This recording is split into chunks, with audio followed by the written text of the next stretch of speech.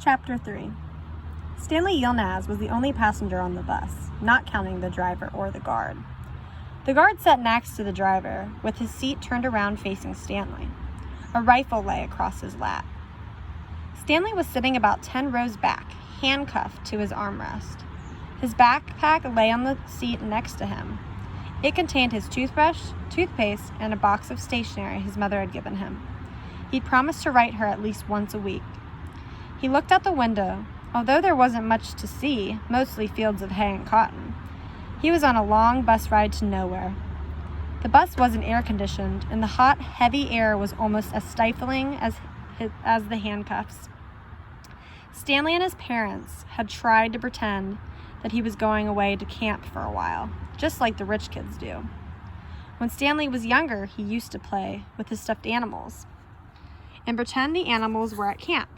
Camp fun and games, he called it. Sometimes he'd have them play soccer with a marble. Other times they'd run an obstacle course or go bungee jumping off a table tied to a broken rubber band. Now Stanley tried to pretend he was going to Camp Fun and Games. Maybe he'd make some friends, he thought.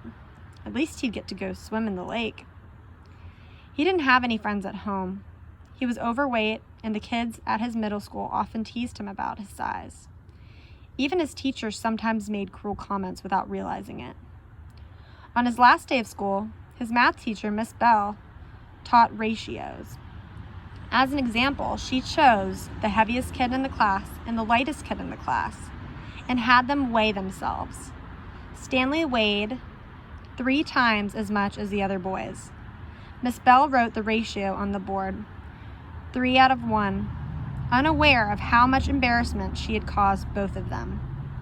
Stanley was arrested later that day. He looked at the guard who had slumped into his seat and wondered if he had fallen asleep. The guard was wearing sunglasses, so Stanley couldn't see his eyes. Stanley was not a bad kid.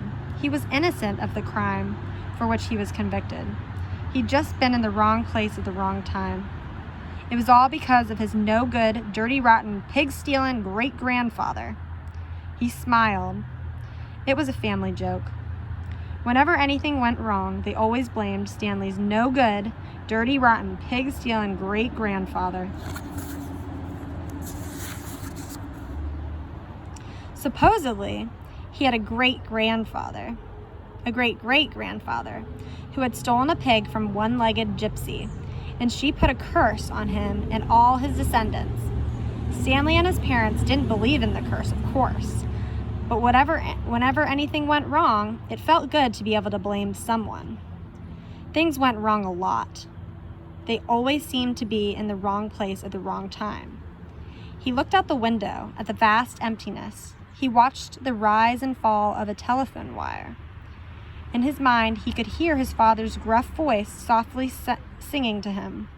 If only, the woodpecker sighs, the bark on the tree was just a little bit softer. While the wolf waits below, hungry and lonely, he cries to the moon, if only, if only. It was a song his father used to sing to him. The melody was sweet and sad, but Stanley's favorite part was when his father would howl the word moon. The bus hit a small bump, and the guard sat up instantly, alert.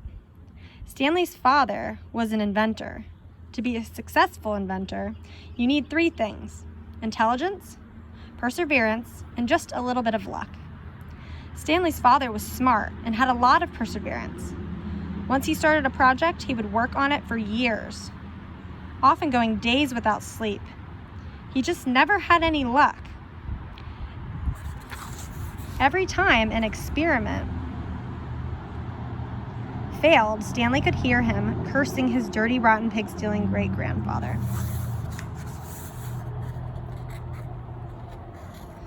Sorry. Stanley's father was also named Stanley Yilnaz. Stanley's father's full name was Stanley Yilnaz III. Our Stanley Yilnaz IV.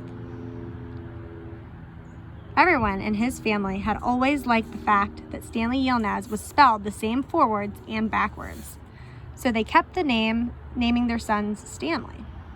Stanley was an only child, and was every other Stanley Yilnaz before him.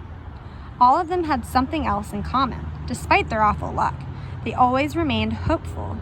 As Stanley's father liked to say, "I learn from failure." But perhaps that was part of the curse as well. If Stanley and his father were always hopeful, then it wouldn't hurt so much every time their hopes were crushed. Not every Stanley Yilmaz has been a failure, Stanley's mother often pointed out. Whenever Stanley or his father became so discouraged that they actually started to believe in the curse. The first Stanley Yilmaz, Stanley's great-grandfather, had made a fortune in the stock market. He couldn't have been too unlucky. At such times, she neglected to mention the bad luck befell the first Stanley Yilmaz.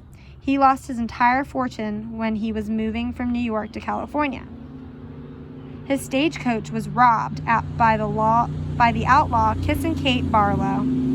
If it weren't for that, Stanley's family would now be living in a mansion on a beach in California. Instead, they were crammed in a tiny apartment that smelled of burning rubber and foot odor. If only, the apartment smelled the way it did because Stanley's father was trying to invent a way to recycle old sneakers. "The first person who finds a use for old sneakers," he said, "will be a very rich man." It was this latest project that led to Stanley's arrest. The bus ride became increasingly bumpy because the road was no longer paved. Actually, Stanley had been impressed when he first found out that his great-grandfather was robbed by Kissin' Kate Barlow. True, he would have preferred living on the beach in California, but it was still kind of cool to have someone in your family robbed by a famous outlaw. Kate Barlow didn't actually kiss Stanley's great-grandfather. That would have been really cool, but she only kissed the men she killed. Instead, she robbed him and left him stranded in the middle of the desert. He was lucky to have survived, Stanley's mother was quick to point out. The bus was slowing down. The guard grunted as he stretched his arms. "Welcome to Camp Green Lake," said the driver. Stanley looked out the dirty window. He couldn't see a lake, and hardly anything was green.